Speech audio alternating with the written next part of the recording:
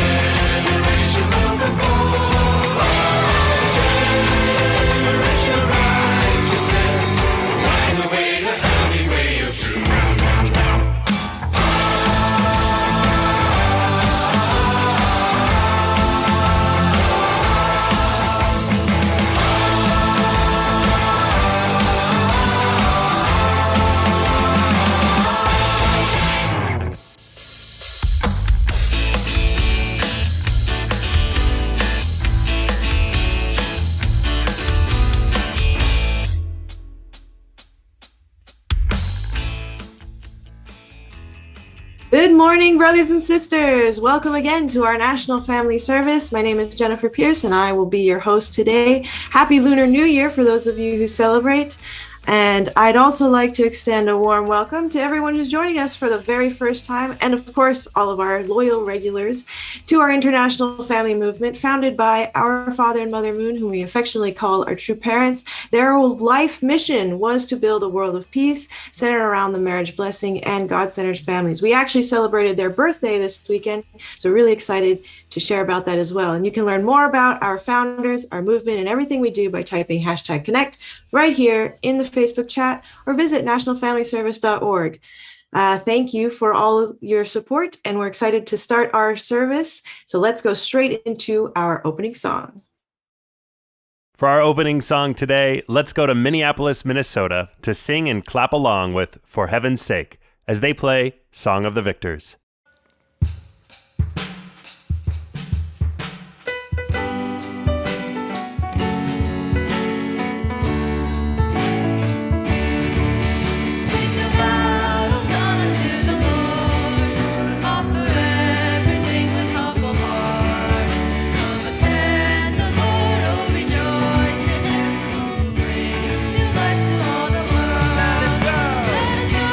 Determined to sing and find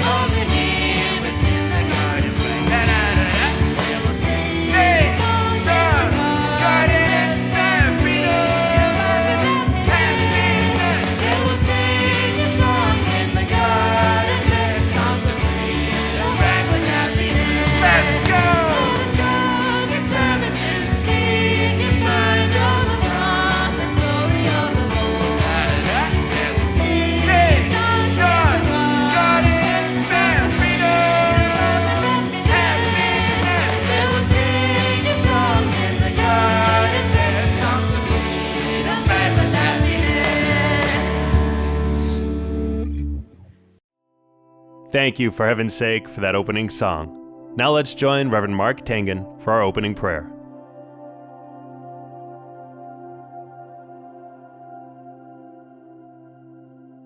Good morning, everybody. Please join me in prayer. Our heavenly parents and our beloved true parents, we also come in the name of our Christ our Lord and Blessed Central family. Thank you for giving us this brand new day on a fresh Sunday. On the year of 2022 is already here. We celebrate true parents' birthday yesterday and continuous festivity even today. We want to invite you in our midst right now. Heavenly Parents, we ask you that you will speak through our President, now Kimi, and let us open our heart and that we realize we are purifying every day. Things happening on our daily basis is not happening coincidentally, but according to your will. So we surrender and we ask your words to come out today to receive. We go from here and that we know that the blessing of our marriage is the solution. We can go from here. Please be with us from the beginning to the end. Empower our hearts and the situation, the circumstance, or agenda, the dilemma that we're dealing with every day can be open, bring it to the offering today, and that you will guide us from now on. Thank you. We are grateful to be here as a family, as a community of God. We offer this report and prayer. Name of our Christ our Lord, name of all Blessed Central family, Pengam, Masarutina, Amen, and Aju.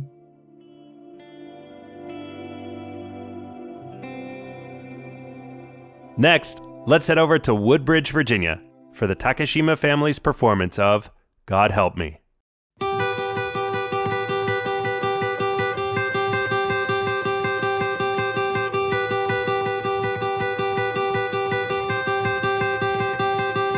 There's a wrestling in my heart and my mind,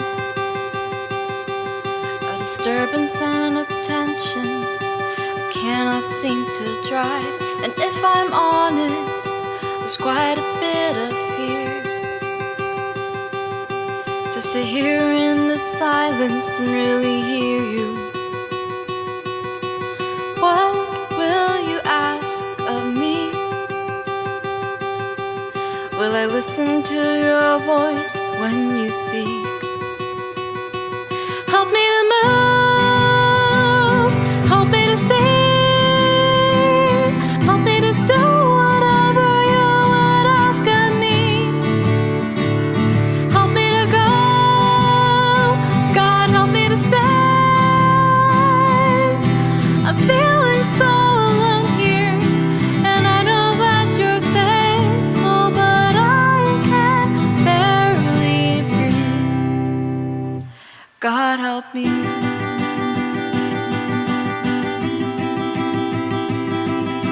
Sometimes things, they are black and white, but sometimes they are not, and it leaves us torn inside. And in the middle, we are left to wonder who we are, what you want, and where we're going.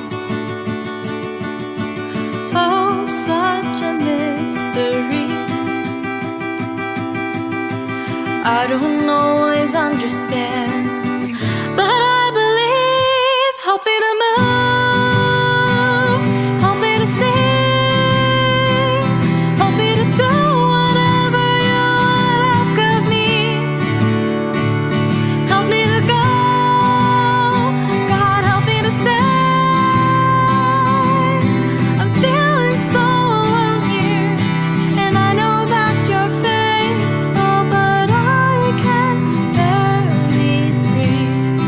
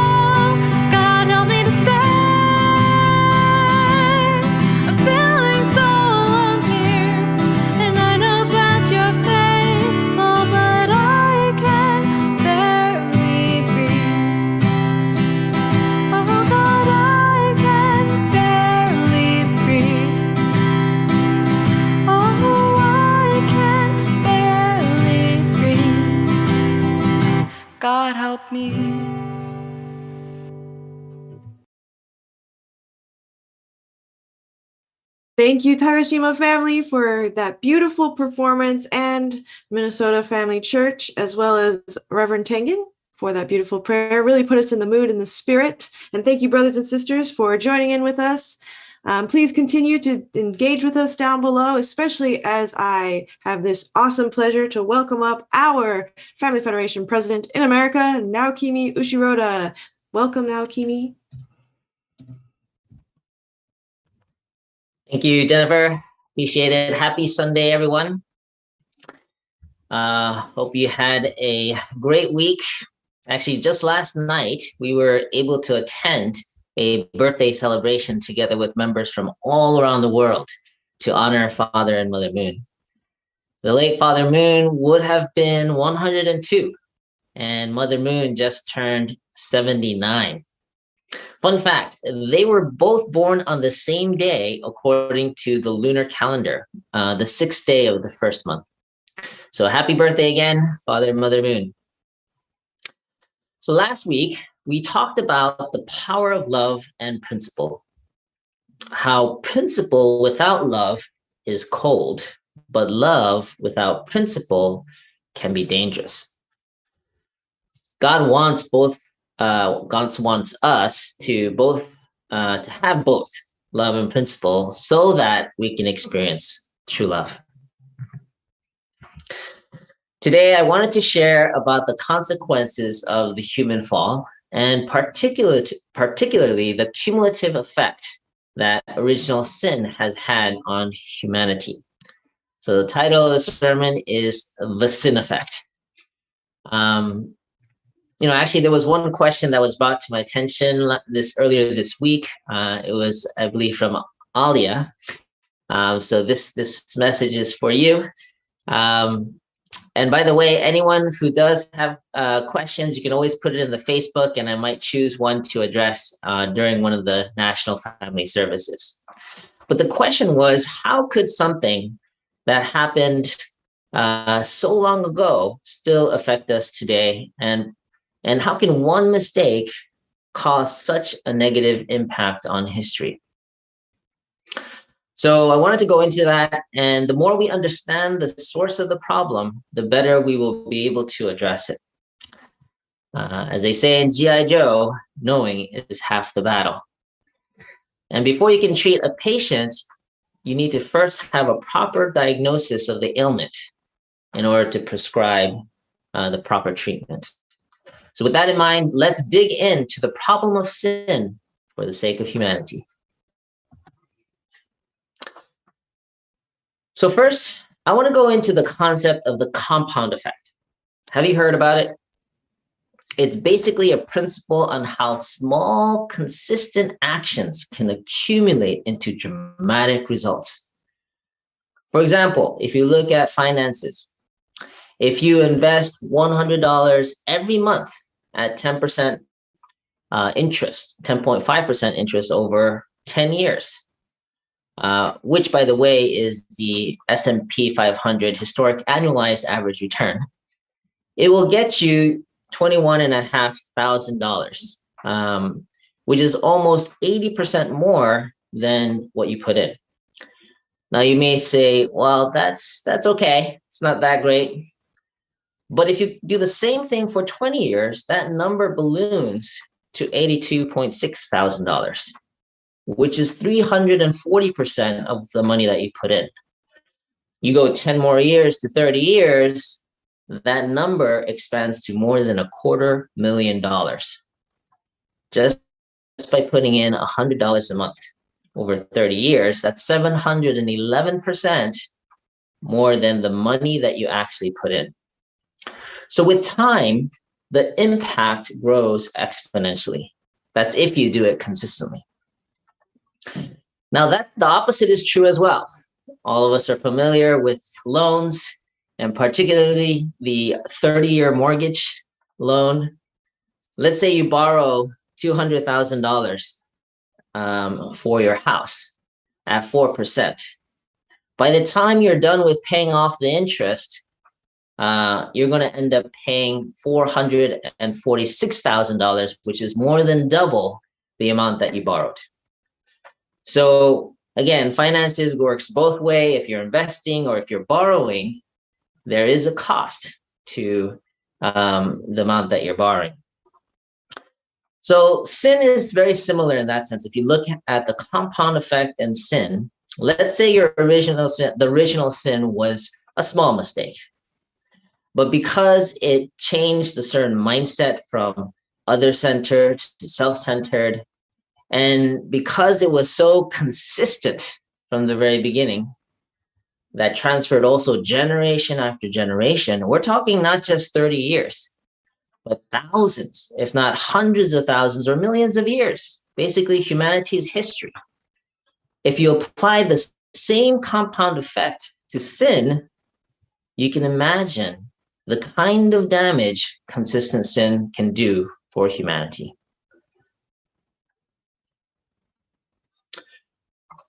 So today we're going to go into the 4 kinds of sin which the principle identifies. These are sins that we all have and that has accumulated over time. Let's read. Sin is a violation of heavenly law, which is committed when a person forms a common base with Satan, thus setting a condition for give and take action with him. Sin can be classified into 4 kinds. So there's some key points here. Number 1, the sin is a violation of heavenly law, which basically means that anything that deviates from the original design of love is a sin. It's a deviation, right? Number 2, sin is committed when you form a common base with Satan, setting a condition for a give and take with him. Now, Satan, the term Satan or the devil, may seem like a mythical figure, but evil is very real, right? People do some really bad things. And actually, your conscience knows when you're doing something wrong, right? That's a very clear indicator of if you're committing sin or not, is checking your conscience. The more you engage in sin, the more it takes control or effect over you. I don't know if you're familiar with the comic Spider-Man, but there's a character called Venom, and it's kind of like that. The more you use its power, the more it takes control over you. So, and then the third point is that there are 4 layers of sin, and let's look at each of them closely. The first is the original sin. This sin originated with the spiritual and physical fall of our first human ancestors. It is ingrained in our lineage and is the root of all sins. So we already covered the original sin in detail in previous sermons, but it's basically premature, physically driven, self-centered sexual love. This is what opened, in one sense, Pandora's box and set the path of humanity towards suffering and also godlessness, right? This is why we all have a tendency towards self-centered sexual love. Let's continue. The second is hereditary sin. This is sin which one inherits from one's ancestors on account of their connection through lineage. It is written in the 10 Commandments that the sins of parents will be visited upon their descendants. This is a lesser known layer of sin. Hereditary sin is actually inherited from your ancestors. This means that similar to how you inherit physical traits from your parents or your grandparents, you also inherit spiritual traits from your ancestry. And if you're struggling with a certain kind of sin, it's very possible that your ancestors struggled with the same kind of sin and that you have inherited that same struggle. You know, looking at all my siblings and myself, I would guess that one surface level hereditary sin that we inherited is probably arrogance. We're all very stubborn and we all think that we know best. Let's continue. The third is collective sin. This is sin for which a person is responsible as a member of a group, even though he neither committed the sin himself nor inherited it from his ancestors. An example of this kind of sin is the crucifixion of Jesus. So collective sin is something that most people don't understand. Especially, I think, in America, it may seem very foreign to feel any kind of responsibility for sins that you have not personally committed. However, a good example of the consequences of collective sin and how it manifests is racism and prejudice. For example, let's say your ancestry has been in America for generations, and let's say your ancestors never owned slaves. But the fact that America had slaves during that time that your ancestors were living in America makes you liable for this collective sin of Americans for having slaves. Let's continue to read. Although only the chief priests and certain scribes committed the deed when they sent Jesus to be crucified, the Jewish people and humanity as a whole have together shouldered the responsibility for this sin. So again, according to this example, my ancestors were probably not there when Jesus was crucified. But as humanity, I'm also partially liable for that sin, for being part of humanity, basically. Here's another more direct example. I'm ethnically Japanese. My ancestry are all farmers on my dad's side and probably teachers and educators on my mom's side. And most likely, they never fought directly in a war. It's farmers and teachers. However, historically, Japan fought many wars and occupied other countries like Korea and China and committed all kinds of atrocities which occur in war. Even though I personally or my ancestry were most likely not involved directly in those atrocities, because I'm Japanese, I carry the weight of the collective sin of Japan. With this understanding, I can better digest any kind of prejudice or racism that I experience from an American, Korean, or Chinese person that may hate me just by the way I look or just by the fact that I'm Japanese.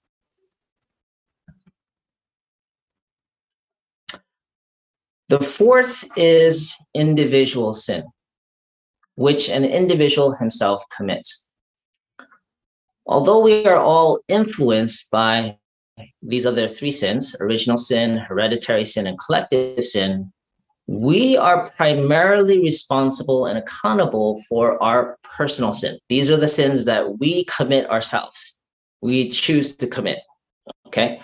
So it's kind of like you can think bad things, you can feel tendencies towards something, but personal sin is when you actually commit a sin yourself, okay? And next week, we're going to go into more detail about personal sin and the 4 fallen natures that we all need to overcome to address these personal sins. For today's sermon, I want to focus on these other 3 sins and how we can address the collective, hereditary, and original sin. So, what can we do about these sins? If sin is defined as a violation of heavenly law, what can we do to resolve these violations? Well, 3 days ago, I had to attend a court hearing for a speeding ticket that I received a couple months ago. I ended up hiring a lawyer to help me reduce the points on my license, but I still had to pay quite a fee for the violation on top of the lawyer fee. So it wasn't cheap. But basically, any violation that is made, there is a system in place where you need to pay a fine or go to a class or do some kind of thing to restore what you did wrong. So how do we pay for the violation of heavenly law?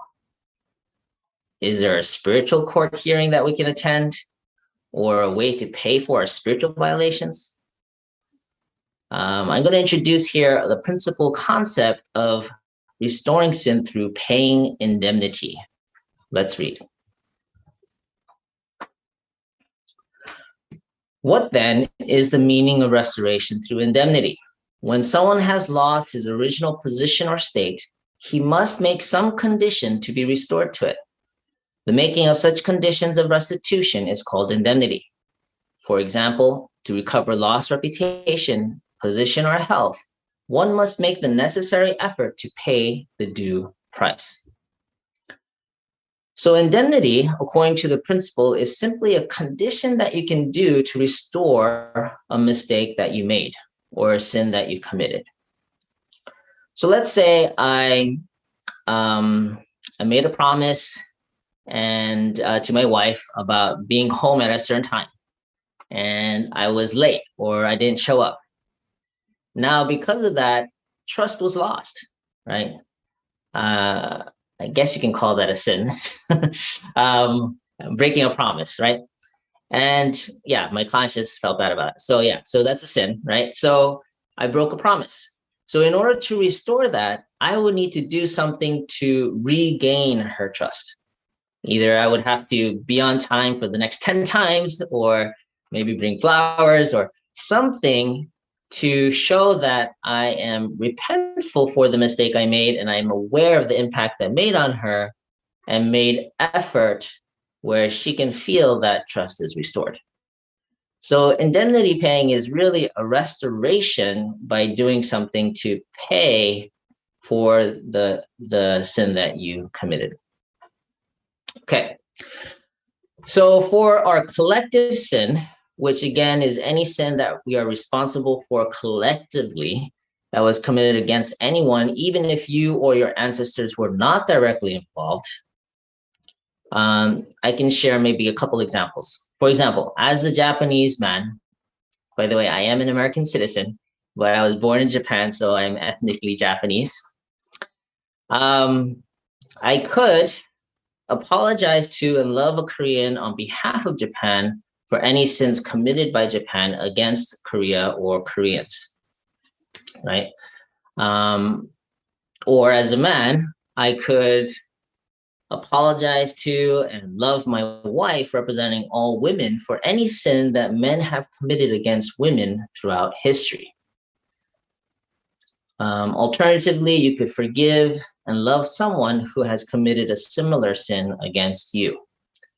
It's all really about intention. When you get into the spiritual restitution, it's about your intention and your heart with which you do things.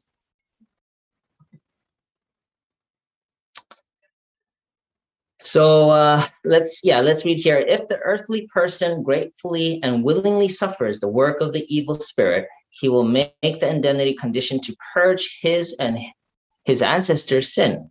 Consequently, the spirit will receive the same benefit as the earthly person.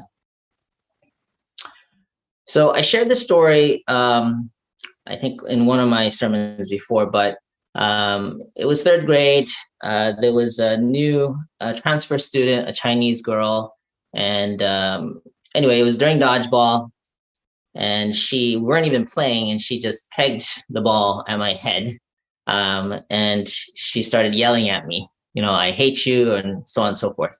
Again, I did not provoke her or do anything, so she got in trouble by the gym teacher. But I remember feeling confused, not necessarily angry, but, you know, why was she so upset at me? I didn't even know her, right? But I felt a little sorry for her because English wasn't her first language and she was new to the school.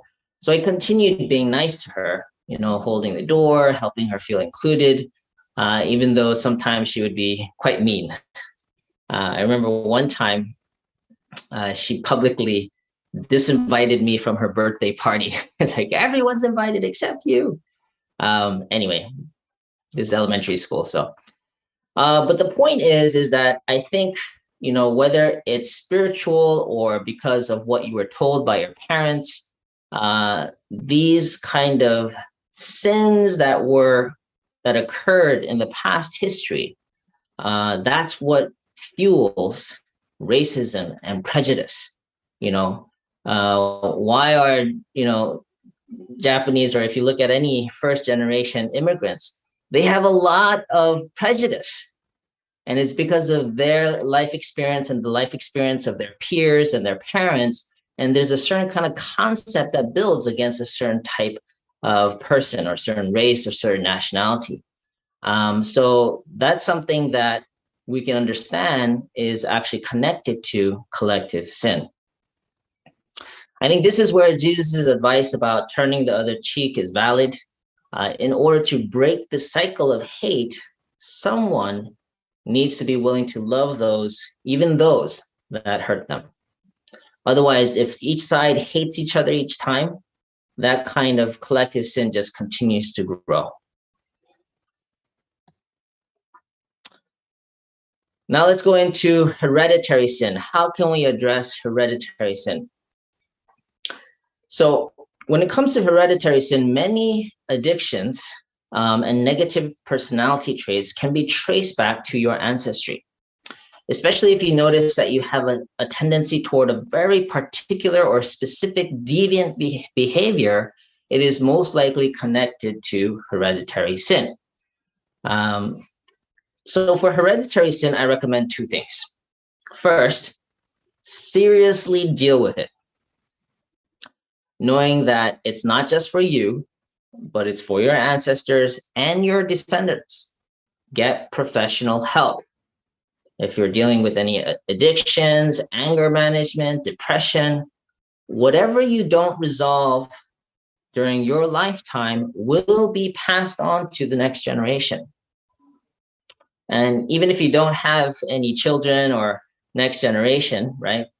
The fact that you're carrying this kind of hereditary issues means that for those who passed before you, your ancestry and spirit world, they're counting on you to be able to address it, to also liberate them. So it's really important that if you do notice any kind of hereditary issues, that you seek professional help to address them during your lifetime. And number two, secondly, look into spiritual help. We actually have an ancestor liberation ministry which deals with this specifically, where you can offer donations and set personal conditions of prayer and fasting to liberate and bless your ancestors. Again, intention matters when it comes to spiritual matters. So the fact that you are setting some kind of indemnity through prayer, through fasting, through donations, this is actually setting a condition to liberate and address those sins of the past. And finally, the original sin. This one is a tough one. Let's read. The original sin may be thought of as the root of all sins. Hereditary sin as the trunk, collective sin as the branches, and individual sin as the leaves. All sins sprout from the original sin, which is their root.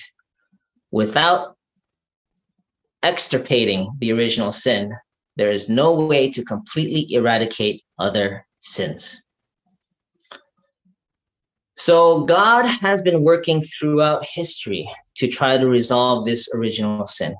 In fact, that's why God sent Jesus in the first place, to restore the original love of parent and child between God and humanity. That was what was lost. The trust, the obedience, the relationship of love of parent and child was lost at the time of the fall.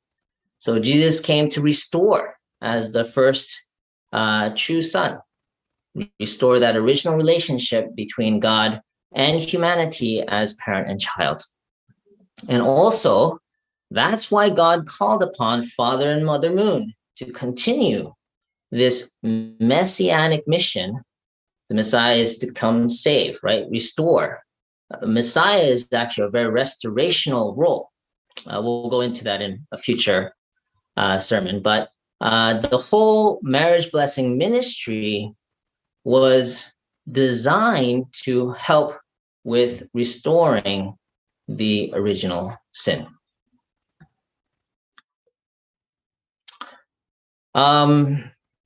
So reversing the original curse. Actually, this movement, this marriage blessing movement, addresses the restoration of all four of these sin. And that's why it's so amazing.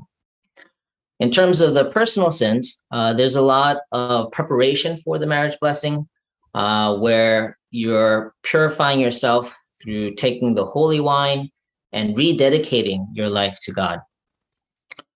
In terms of restoring collective sin, the marriage blessing brings couples together from enemy nations, which heals the conflict between countries like America and Japan, Japan and Korea, German, Jewish, white, black.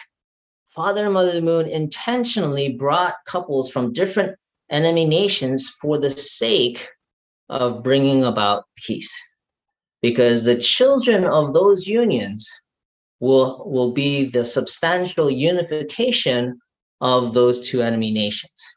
And that was the intention behind these cross-cultural, cross-national, international marriage blessing, was actually for the sake of facilitating peace in this world.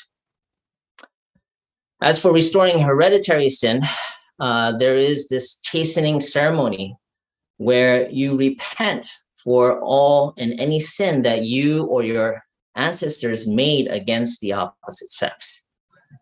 And for restoring the original sin,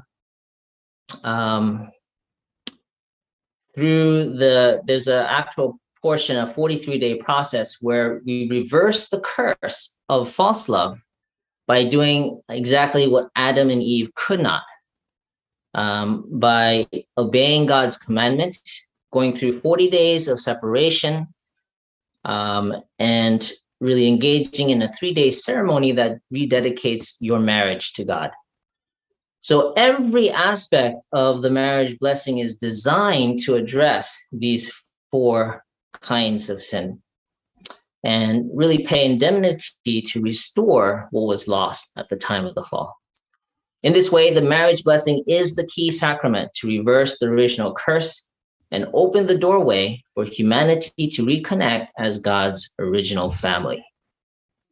So if you look at it that way, no single couple has done more for God, humanity, and the world, and for world peace than Father and Mother Moon through the marriage blessing. So in summary, first, sin has had a negative compound effect on humanity. There are four kinds of sin: original, hereditary, collective, and personal. Sin can be restored through setting conditions to pay indemnity.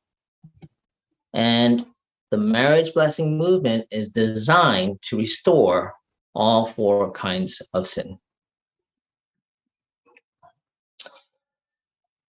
So, brothers and sisters from around the nation and the world, you know, all this talk about sin can definitely be heavy. It actually took longer than usual to prepare this sermon. But the heart behind sharing on this topic is to better understand the spiritual problem that we face so that we can learn to overcome it. As I said in the beginning, knowing is half the battle. Without first acknowledging that we have a problem, there's no way we can address it. And acknowledging the problem is the first step to healing. God is longing for the day when all humanity restores their love relationship with God. And that's why we promote the marriage blessing. It's really the key to reversing the curse of fallen love by inviting God into the most important love relationship, the love between a husband and wife. And that is the foundation for building a loving family, a community, and a peaceful world. May God bless you and your family this week. Thank you. Thank you, President Naokimi. great message today, really delving into sin and all of its different aspects. If you really liked what you heard today, please share this message and this sermon with your friends. At this time, I'd like to invite everyone to take a moment to reflect on this question. What is a hereditary or collective sin that you are willing to take responsibility for? Let's take a minute.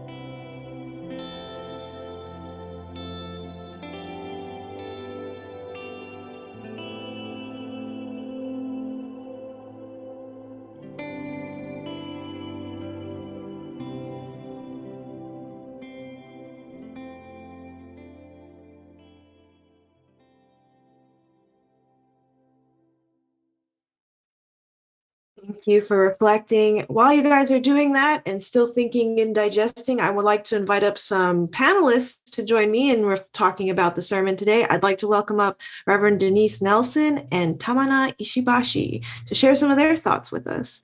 Welcome, ladies. Please join me in really talking about this sermon. There's a lot to unpack here. How are you, ladies? Good morning. Good morning. Morning. Good to see you both. How was the sermon? What did you think? Let's go to Tamana first. Yeah, it was very packed. There was a lot of things to talk about. I think I really connected with hereditary sin.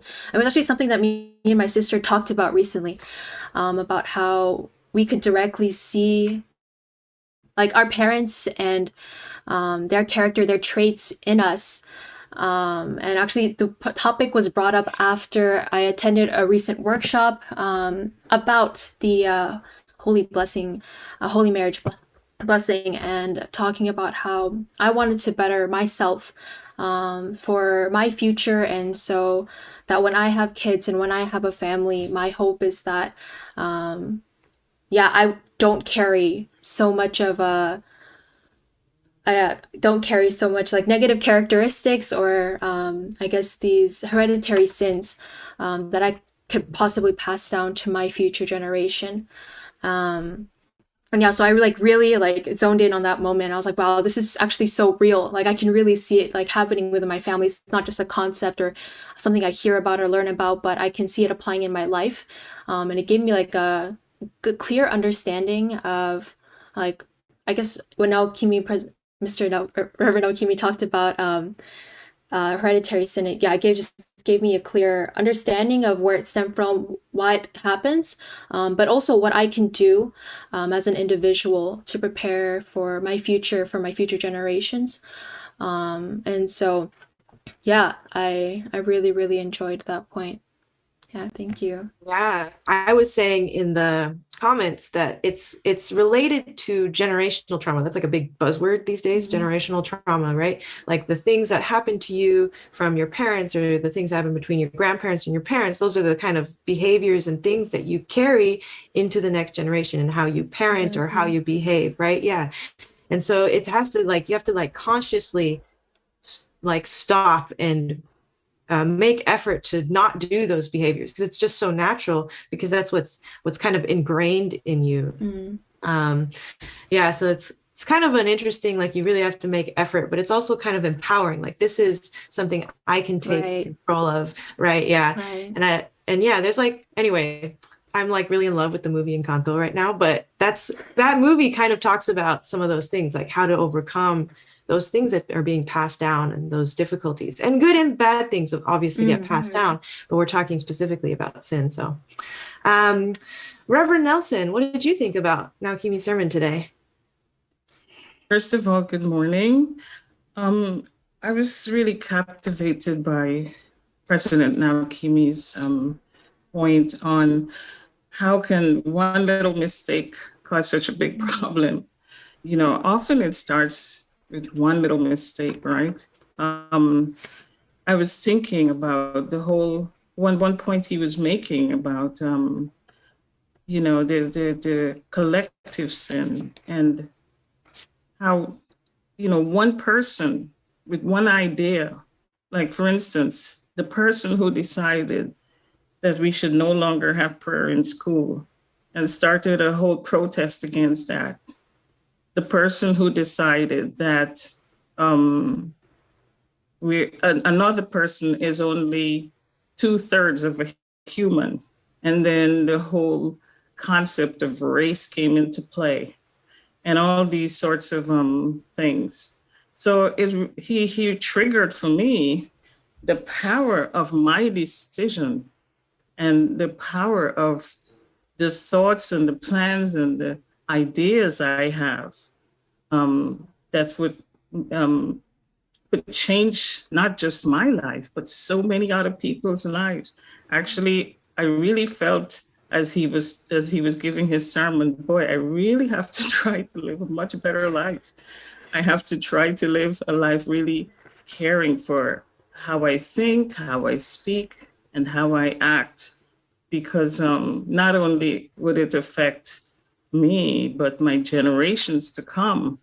And so I think it's a very hopeful message, actually. It's a beautiful message, because it can allow us to think about, how we can transform everything around us if we think beautifully, if we act beautifully, if we speak beautifully, and that comes from God. Reverend Moon once said in a prayer that we should pray to God, please allow us to admit sincerely that we are sinners, bowing down before you on our own, and to report everything truthfully to God. And so I felt without God, we can't get through. I have to really cling to God. I can't get through life without, really asking God to help me to know what is the right thing to do, and how is the right way to live. And I think getting over my hereditary sins, and even as I am a recipient of the holy marriage blessing that he talked about, so grateful that I did that, honestly.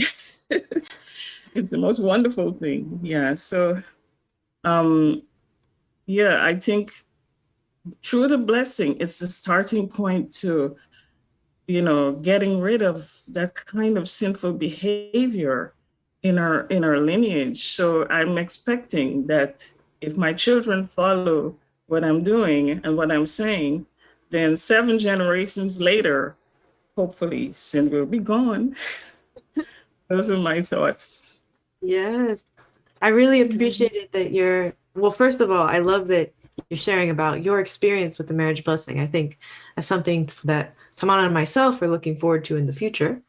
But also that, even though we receive all these great things from God, it does take time, right? It takes not just one generation, but generation after generation, making this consistent effort to realign, reconnect, and reverse all of these things that have been happening through how many generations of humans have existed. And I also think the other point that I really appreciated that you said was about humility, right? We can think like, it's hard to admit, that we need help, that there's something wrong, or that even when you're like by yourself, you're like, yeah, I'm a sinner. I really need to overcome these things. But sometimes when you're in the face of other people, it's like, oh no, I'm perfect, right? Like sometimes it's just so hard to like admit and just be humble, especially in front of God. Like, I really need God's help. I really need God in this moment to help me overcome all these things that I've maybe done, or maybe inherited, or maybe participated in as part of a group. Those things I really need God to help me to overcome. And hopefully bit by bit, we can remove all of these hurts and pains and things that we've done to others and all that stuff. It takes time, but I think I agree that this is a sermon that's really centered around hope, that we can do it. Any other thoughts, ladies, that you want to share with us? Thinking about what we shared? Come on.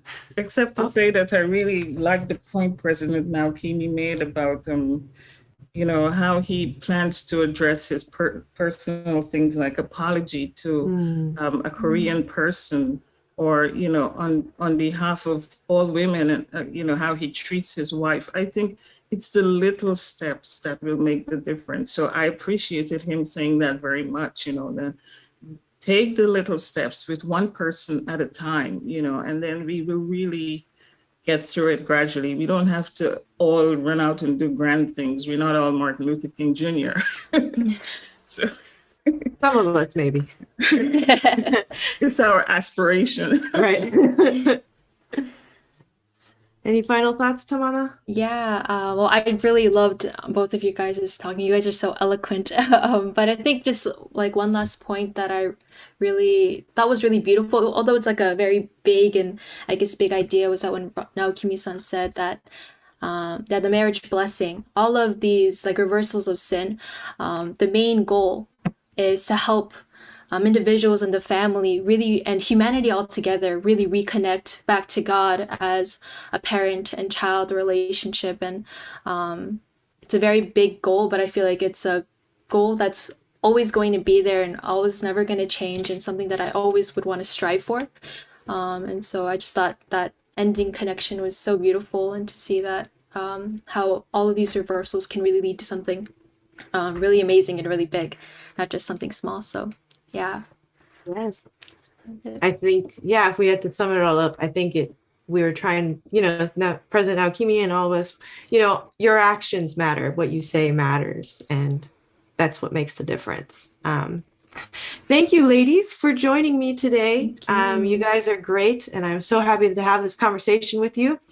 I'd like to move on to the challenge of the week now. So this week, our challenge is to take one action to pay indemnity for your collective or hereditary sin this week. Take one action to pay indemnity for your collective or hereditary sin. And I'd also like to mention that if you love what you're seeing, like all these people joining in on the service, you can also participate. And if you'd like to, please contact your local pastor. And if you'd like to contribute a musical offering, you can email music@nationalfamilyservice.org. Before we move on to our closing prayer, we'd also like to extend an invite to all of you to join the World Summit 2022, hosted by our co-founder, Mother Moon. It's a 3-day event. It's starting this Friday, February 11th. And there's more information available at worldsummit.us. Again, worldsummit.us. You can find out all the information. I'm going to cut to a reel just to check out what it's going to be about. World Summit 2022 is coming. I am honored to support the vital mission of UPF and join you in the great cause of building a more peaceful world. Think Tank Forums, the Sunhak Peace Prize Awards, and the Summit for Peace on the Korean Peninsula. So many of you come together to lay down the swords and to talk about peace. Special thanks to Dr. Moon's selfless efforts for lasting global peace. We are seeing revolutionary opportunity for peace and unity. Don't miss this great opportunity to be part of a global peace movement.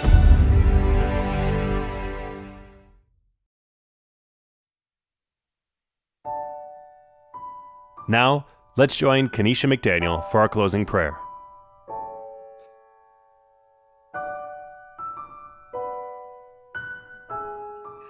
Good morning, brothers and sisters.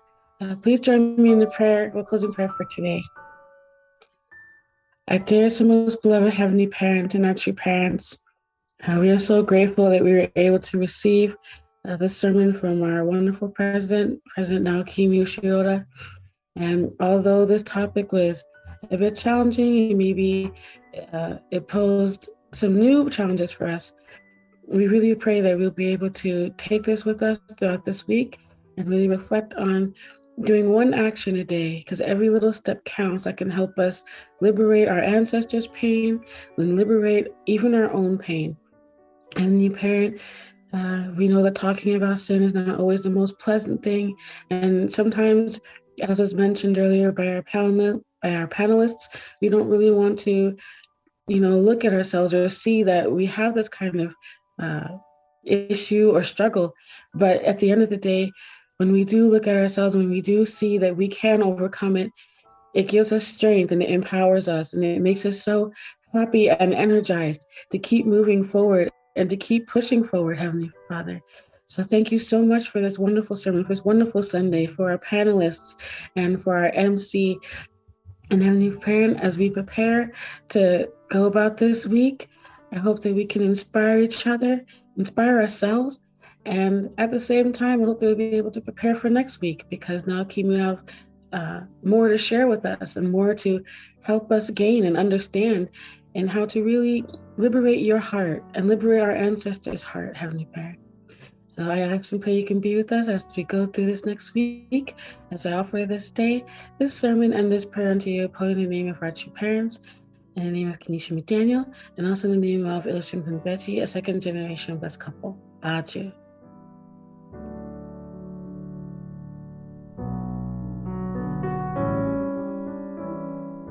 Now let's go to Los Angeles, California, to rejoice in the song Just a Closer Walk with Thee, performed by Keith William Jr., the Sadak Singers, and the Los Angeles Band.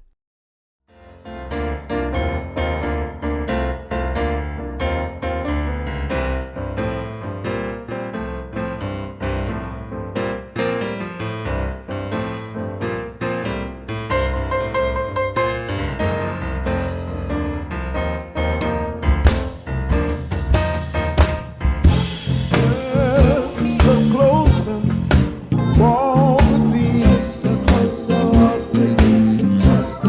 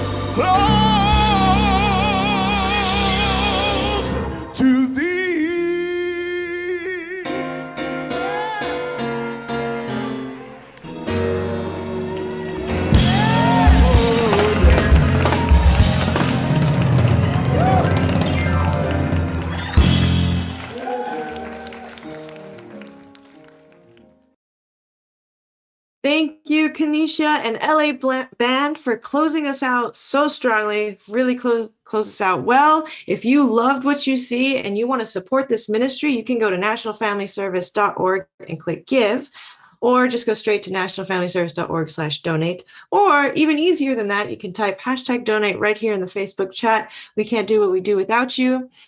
And if you gained something or you really felt strong about the message today, hit that share button and share with your friends, your coworkers. We'd love to spread our message out and continue this message of hope and peace with everyone.